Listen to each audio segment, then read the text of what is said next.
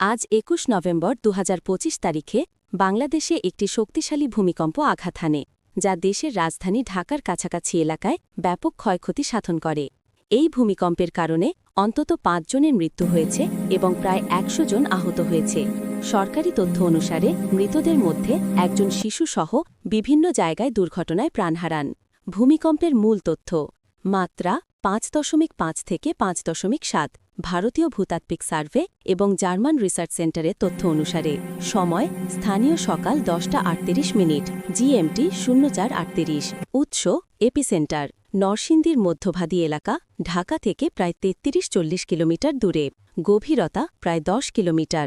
প্রভাবিত এলাকা ঢাকা, গাজীপুর, নরসিংদী, বরিশাল, কুমিল্লা সহ দেশের বিভিন্ন অংশ। ভারতের পশ্চিমবঙ্গের কলকাতা এবং উত্তর পূর্বাঞ্চলেও ঝাঁকুনি অনুভূত হয়। ক্ষয়ক্ষতির বিবরণ: মৃত্যু ও আহত: ঢাকায় ভবনের ছাদ ও দেয়াল খসে ৩ জনের মৃত্যু এবং রেলিং পড়ে ৩ জনের মৃত্যু। একটি চ্যানেলের প্রতিবেদন অনুসারে মোট ৬ জন।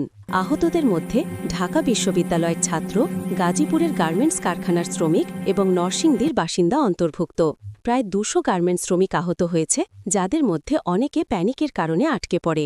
নোট এ: লোকেরা প্যানিকে ঘর থেকে বেরিয়ে আসে এবং রাস্তায় ভিড় জমে। সরকারি ও বিশেষজ্ঞদের বক্তব্য: বাংলাদেশের অন্তর্বর্তীকালীন সরকারের প্রধান মোহাম্মদ ইউনুস আহতদের চিকিৎসার জন্য নির্দেশ দিয়েছেন। বাংলাদেশ ইঞ্জিনিয়ারিং ইউনিভার্সিটির বিইউইটির ভূমিকম্প বিশেষজ্ঞ প্রফেসর মেহেদী আহমেদ আনসারি বলেছেন, এই ভূমিকম্প বাংলাদেশের জন্য একটি সতর্কতার ঘণ্টা, কারণ ৬ মাত্রার ভূমিকম্পে দেশের অধিকাংশ ভবন ধসে পড়তে পারে। ভূমিকম্পের পর লোকেরা সোশ্যাল মিডিয়ায় ভিডিও এবং ছবি শেয়ার করেছে, যাতে ঢাকার রাস্তায় ভিড় এবং ভবনের ক্ষতির দৃশ্য দেখা যায়। আরও আপডেটের জন্য অফিসিয়াল সূত্রগুলো অনুসরণ করুন।